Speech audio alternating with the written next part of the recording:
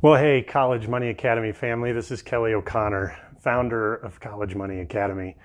I'm down here in my basement. My oldest stepson graduates high school this week, and which is pretty darn cool. So I came down here. He had some buddies down here and was just kind of straightening up. And I had a conversation come to my heart that I wanted to share with you, and it's what I'm referring to as the origin story of College Money Academy, the backstory, if you will, and it's very personal. Some might even say embarrassing, but I don't care.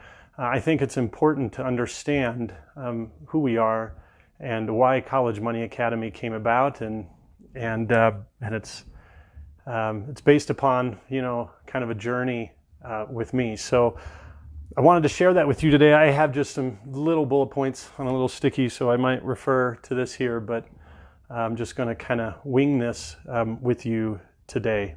So I have to go back just over 12 years. So about 12 years ago, I had gotten out of the 100% commission world.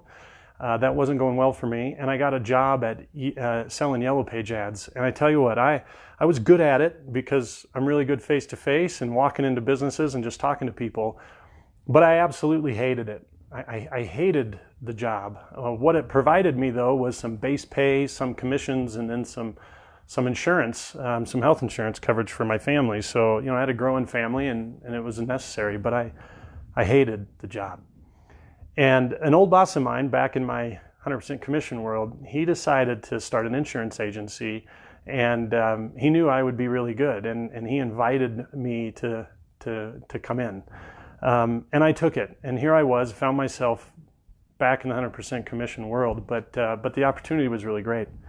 You fast forward a year, and I was completely broke. It was really hard. I actually took a job as the night janitor Monday through Friday at my church. So, my network of people saw me trying to be an insurance professional. Then they'd see me as the night janitor at church. It made it a little bit difficult, but I don't really suffer from a pride issue at all. I had to do what I had to do for my family. But during that time, though, I had needed help from multiple people within my network financially, and it was incredibly humbling, and it really hit a low point for me when I heard from a friend that some people thought I had a problem, and ended up sitting in my car crying, and I just screamed at the top of my lungs. I just screamed, "I don't want this anymore." It was very, very difficult. And around that same time, one of the top agents in this insurance firm that I was working at decided to start his own boutique firm. And he invited me, for some reason, to break off and join him. And I took it. It was very difficult. It was very challenging to stay in that arena, but I believed in what we were doing, and I kept chugging. And we eventually created, I've always kind of been a marketing guy, and we created some tools for other insurance professionals, and we began at some small events to promote those within our industry.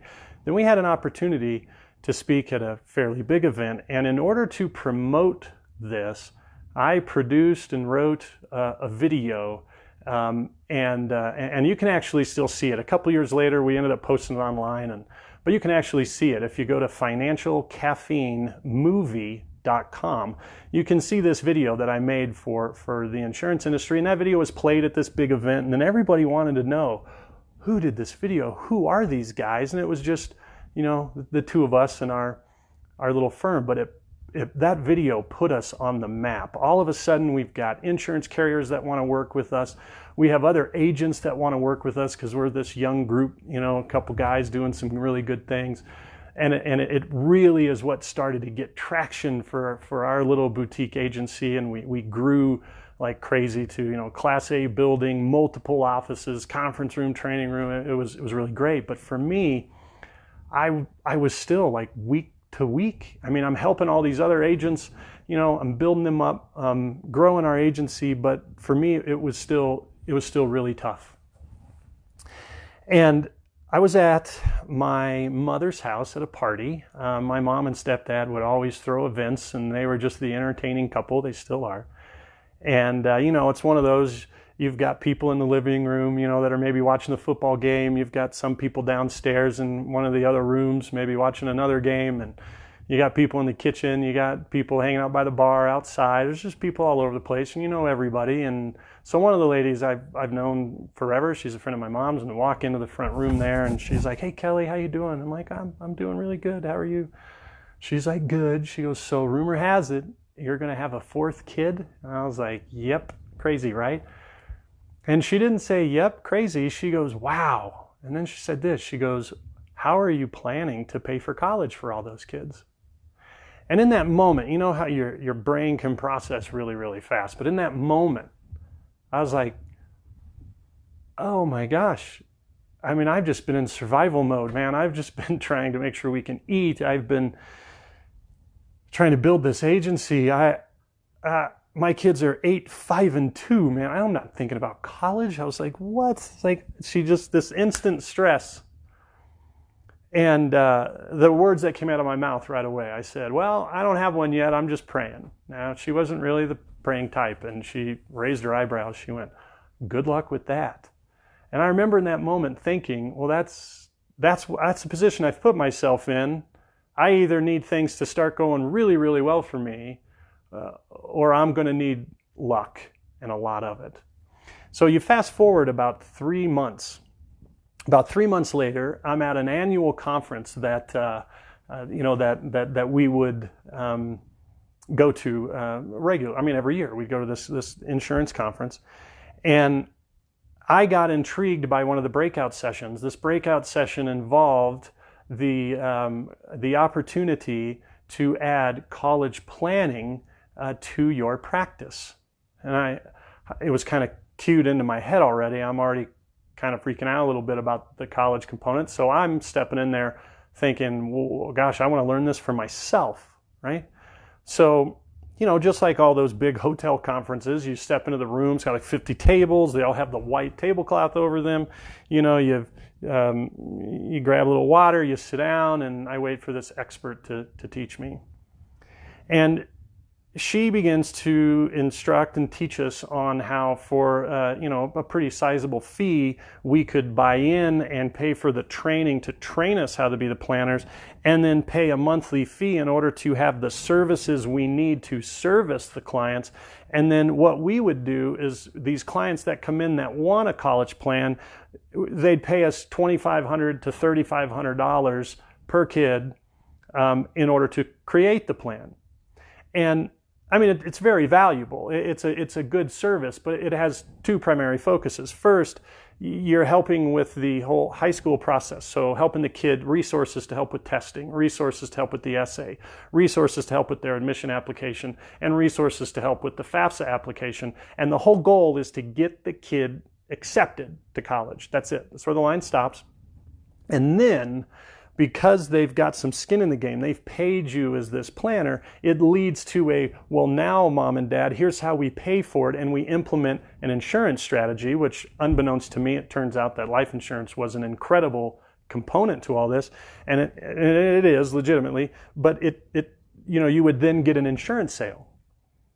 But there was something about this plan that really bugged me, and it had to do with where I was, what I had gone through, my successes and lack of successes. And I'm a family that would be sitting there. I'm a good guy. I'm a hardworking guy. I love my kids, but I couldn't stroke a check for $3,500. And somebody asked a question. Somebody said, what about the families that can't write a check for the $2,500 to $3,500? And I get it. But the lady said, well, they've got to have some skin in the game, and who wants to work with broke people? And I got to admit, I was a little annoyed, but it's only because I was sitting there as kind of a broke guy with a family and with other outside people externally telling me, what are you doing for college? And the internal struggle that I was having on how am I going to do this? I love my kids. I don't want to give them a stone. I'm going to do everything I can for my children. But there was no solution then for me. I was going to be the one that, maybe their kid didn't get accepted into school, not have the ability to have a strategic way to pay, and all this. I really hit a wall. I remember I've got the little hotel notepad sitting right there. I got the hotel pen. I got the glass of water that I grabbed at the entrance, and my little cookie. And I just put my head and my hands on and my elbows on the table. And I was like, I couldn't do that. I couldn't look a family in the eye who had maybe gone through some similar stuff or just simply didn't have the money. I couldn't look that dad in the eye and say, hey man, I'm sorry, but I've got the expertise for you here. But I can't help you unless you write me a big check. I couldn't do it. But I was intrigued enough about this service because I knew personally that families needed help, me, and there had to be plenty of others. So I was intrigued about this. So I didn't have the money to pay the big lump sum to get the training, and I didn't have the money to pay for the different services to provide, and I had no interest in charging people $2,500 to $3,500. So I hit a wall. What do I do? How do I navigate this? How do I work in this structure? And then here I am again, coming home with a new idea, something I want to put time in, something I want to work on, but it's going to take a lot of research, a lot of effort, and I'm planning on doing it for free. It was a very tough thing to try to figure out. So what I did was I hacked the knowledge. I did it the old-fashioned way. I had to go find it. I know that one fundamental key thing about people is they love talking about themselves. They love being asked their opinion. They love sharing their expertise. Well, there's all kinds of these different planners, so I just started talking to them, interviewing them, questioning them, and slowly, piece by piece, it took about 2 years. This wasn't like a month. This took a lot of time. It took about 2 years of just slowly picking apart everything that they knew. And after about a 2-year process, I knew what all of these people knew. But you see, I just didn't write a check to pay for that knowledge to be given to me over like a 2-month course. But I learned it. But here's the difference. Through that whole process, which I'm so glad it ended up being that way. It wasn't just I wouldn't be in the position I am today with College Money Academy if I just stroked a check and added college planning services to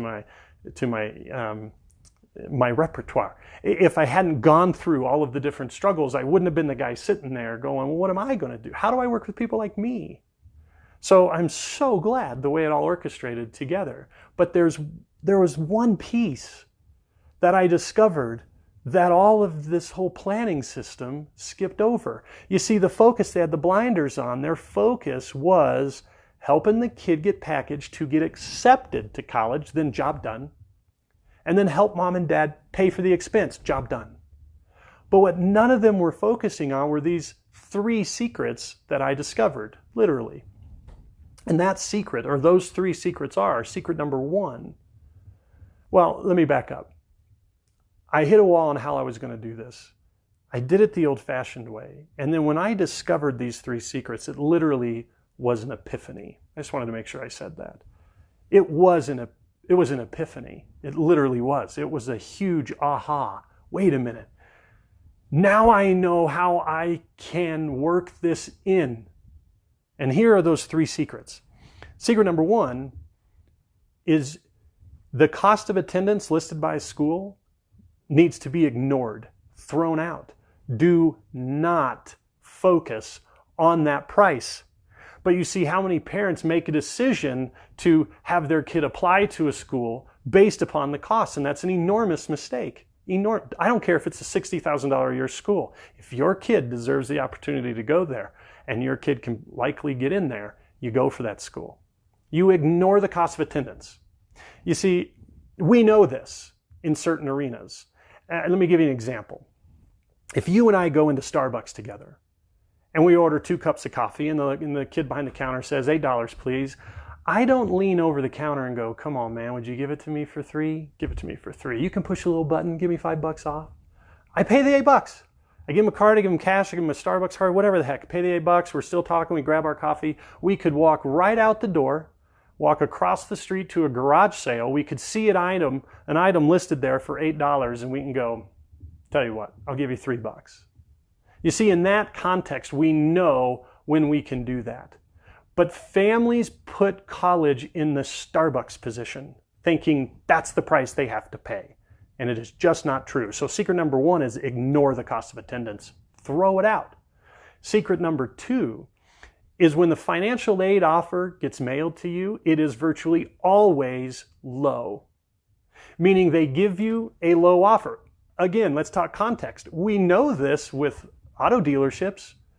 You know that the very first offer that comes across is likely not their extremely lowest, rock bottom offer. But yet, we assume it is in college. So secret 2, their first offer, their first financial aid offer is virtually always low. Now, you see, this started putting me in the arena with not just people who were like me when I was learning this, but also people who happen to have a lot of money, because none of them want to just throw money out the door just 'cause. And their kids too are getting low offers unbeknownst to them. So, that then leads to secret number 3. And that is you can appeal the school's aid offer. You see, you can get these schools competing for each other. They know who they're competing against based upon your test score submissions. And if they want your kid, it's kind of like dating. If they want your kid, they can't offer a suite. They can't take them to dinner. They can't offer flowers. But what they can do is offer money. And their money hasn't been put on the table yet. You see, when that first aid offer comes across, they haven't put any of their money on it. They just offer you the government money. So when you learn how to play this game, when you learn how to go after secret number 3, their money comes into the play, and all of a sudden you have a reduction in price. So the evidence of this is for those people that I worked with, I'm going to fast forward a little bit. For those people that I've worked with personally, we've added an additional $12,000 per year in reduction of price by following these 3 secrets. That's $48,000 over the course of 4 years. Now, so let's go back. So I learned these 3 secrets. It was an epiphany, certainly. And I was having these conversations with clients, and then it turns out that I met the head of postgrad of my state's #1 charter school. And I had this conversation with her, and she's like, I knew on the look on her face, she's like, Kelly, parents need this information. And she shared something very important with me. She goes, she was like emotional about it because it's her job, right? This is her story. She's like, Kelly, our staff, we do everything we can to get kids ready for college, everything. And then there's nobody helping the parents make it happen.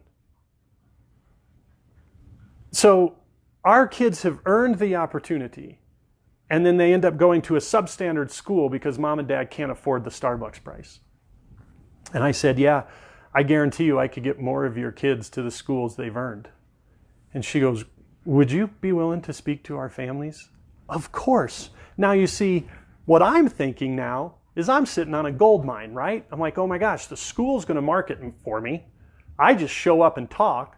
I'm going to give this knowledge and this wisdom and this strategy for free, but then I will work in how are we going to pay for it? And I can work in the financial component, and that's where I'd make my money, but I'm going to do this for free here. I'm not charging a fee for this planning stuff. I want to work with every single family. Every family, I want to give this opportunity. And even those who couldn't do any of the financial work later, fine. But I want them to have an opportunity for this. I felt every mom, every dad, every single mom, every kid deserved the chance, not just because they could write a $2,500 or $3,500 check. So we showed up at her school. About 170 people were there, and we were a little overwhelmed. The request to meet with us was a little overwhelming. We kind of bombed it a little bit.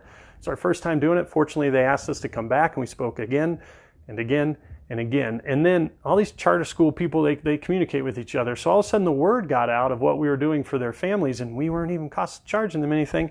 All the word got out. And I remember the very first school that was a different school, they invited me in to come talk to their head of postgrad. And I've got this sales pitch already on why they need to bring us in and blah, blah, blah. And I sit down and she goes, she didn't even like say, hey, Kelly, great to have you here. How you doing? There was no, whatever.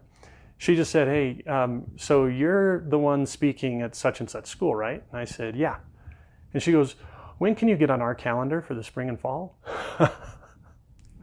Let's do it right now. I mean, literally that was it. So that's how I added a second school. This then led to us getting in with the League of Charter Schools and did a presentation for them. And then they had us do a presentation for all the principals, a webinar for all the principals. That got us into other schools.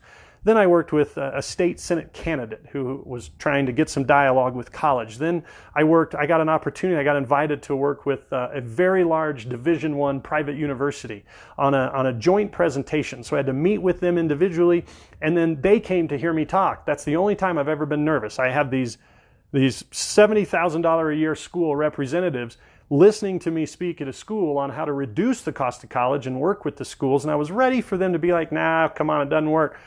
But I knew it did. But they completely confirmed everything that I taught. It was awesome. And I worked with dozens and dozens and dozens of families. And this took 5 years. But here's what happened.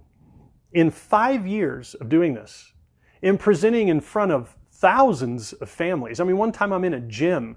They rolled the bleachers out, a full gym. You got parents all on the bleachers. I got 2 big screens that they put up and a microphone. And another time I showed up and it was one guy in a library. I never knew how many people were going to be there. But it didn't cost me anything. I just showed up and talked. But in 5 years of doing this, in front of, I was all over the place. I acquired 5 clients. That's it. So in 5 years, 5 people went through the process to then also do financial planning work. So basically, on the outside, it was a complete failure. And this is why everybody was telling me, Kelly, you got to charge a fee. There's no skin in the game for them. You got to charge a fee. And at that time, I had a guy reach out to me. He's one of these fee-based planners. He's huge, very successful. He's about 1,500 miles to the east of me. And he knew I was incredibly entrenched in this college planning system out here. And he offered me to split his fee. All I had to do was bring the families to him. That was it. That's all I had to do. Kelly, come on, man. It's easy money, dude. I'll split the fee with you. But it was easy money. But I refused to do it. It didn't fit the model. So here I am, 5 years of doing this basically for free, opportunities to make the money, and I just could never do it. And I hit another wall. How am I going to do this? So I was sitting with a friend. He's a fairly new friend. He had seen me speak before. And he's an internet guy, right? That's what he does for his business. And he said, we were sitting there and he goes, Kelly, how's the whole college thing going? And I'm like, well, technically it's a failure. It doesn't make me any money. I've just finally resolved to just do it for free. I feel obligated to share this information. It goes back to the whole origin. It goes back to who I was when I was building this. It goes back to how I felt. It goes back to all that.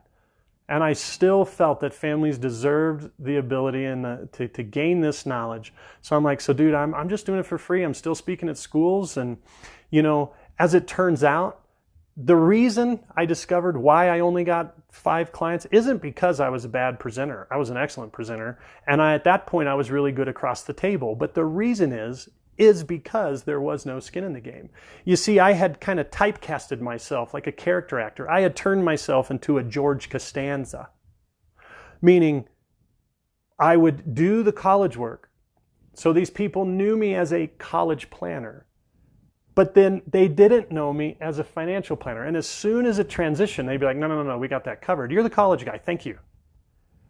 So that's where the fee base comes in. Right? But I refused to do the fee-based. I wouldn't do it. So I had typecasted myself. I had created a college planning character, And it was a very difficult bridge to cross for people to come over to the financial side. It is what it is. It makes complete sense. But it just meant everything that I was doing, I wasn't making any money.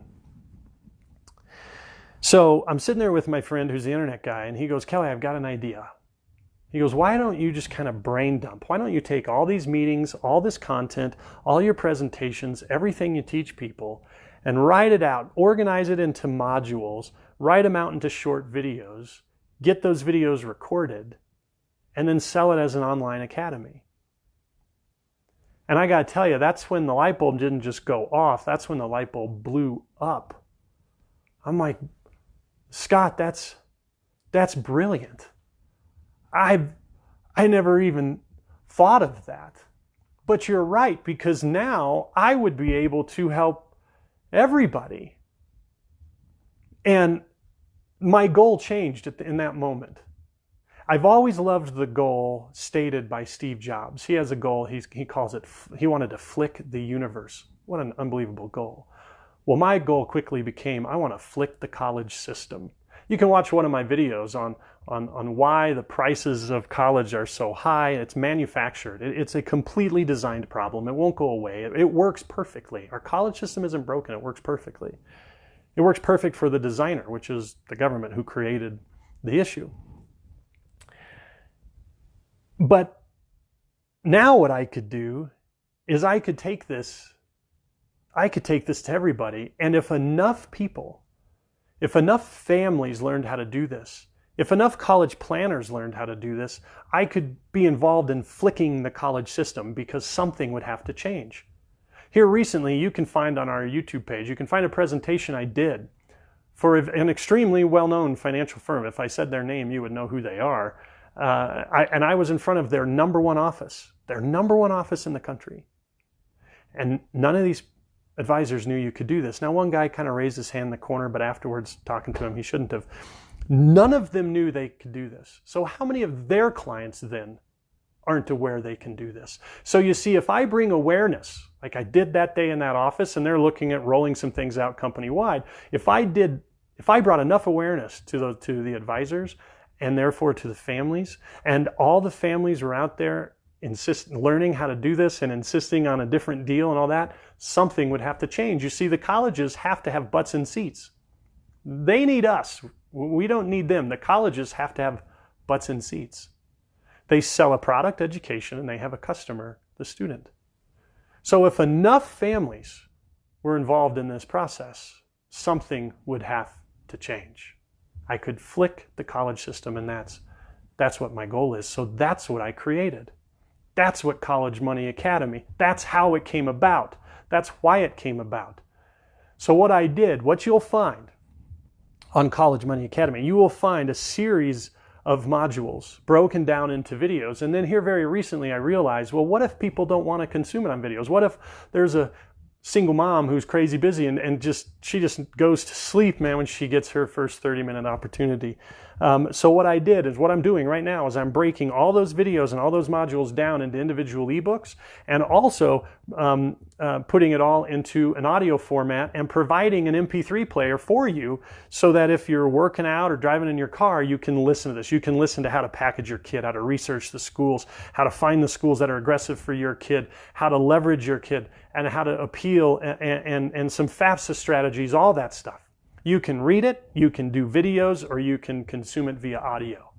I've also added a workbook. So there's a workbook to follow through on this to keep you organized, keep you on time. I also created a timeline, a very detailed timeline description, and a timeline map. You see, that has come from all the questions we've had of, Kelly, what should I be doing this month? So I created a timeline and a timeline map. You can put the little map on your fridge, so as the parent, you know, oh no, we're good. We're not going to be doing this till now. I'm adding version 2.0. So in the Academy, there's soon going to be additional videos in regards to the video that's there, and additional comments and additional stories and additional strategies. So we're adding all the 2.0 stuff soon. Gosh, what else? The appeal letters, all the different modules. God, there's a couple more. A private Facebook page. right? So that I can go live and we can do Q&A and even get some involvement in one-on-one coaching. All of this. And because it's an internet-based subscription model, it's only $47 a month. Now, the $47 a month gets you started. Some of those other things are add-ons, but the $47 a month gets you started into the entire academy. And now I've got the ability to serve everybody. So what's important to understand is that within College Money Academy, you are only one step away from getting your kid to the school they deserve. You're only one step away from not having your kid loaded with a whole bunch of student loan debt. You're only one step away from not getting $25,000 a year in Parent Plus loans for yourself. You're only one step away from not having to deplete your asset completely in order to pay for school. You're only one step away from not having to redirect your positive cash flow that was going into your savings and now has to go to the pit of the expense. You're only one step away from not having to readjust your budget to accommodate for the debt you've taken on for this. You're only one step away from getting schools competing for your kid. You're only one step away from your kid being able to attain the school that they've earned the opportunity to go to. You're only one step away from changing your kid's future. I've actually have now started to refer to it as college hacker, little hashtag college hacker. And soon anybody who enrolls gets a little shirt and a sticker. You can put the sticker on the kid's laptop, college hacker, right? They got into college hacking the system the right way. So I hope you join my cause. My cause is to get enough families aware that they can do this and to flick the system. I hope you join me. I hope you pass this video on to somebody who needs to hear it. If they're middle school or high school age kids, I hope you give them the opportunity to watch. I've broken down the barriers of entry. There's no reason to pay $3,500 for a planner. Now, there's opportunities to look at some advanced strategies on how to pay, but those can be discussed completely separate. But all of this is for every parent out there that has a kid that's planning on going to college. And you get started for $47 a month. So I hope you join my cause. I hope this gives you insight into how this all came about. It's very personal. I don't care if someone thinks it's embarrassing. It doesn't matter. It's the story. And it's real. So I hope you join the cause. I hope to at some point get the chance to maybe meet you, even if it's in a Facebook little Q&A or potentially on the phone or email. But thank you for joining me today. I look forward to being involved in helping you hack the college system. See ya.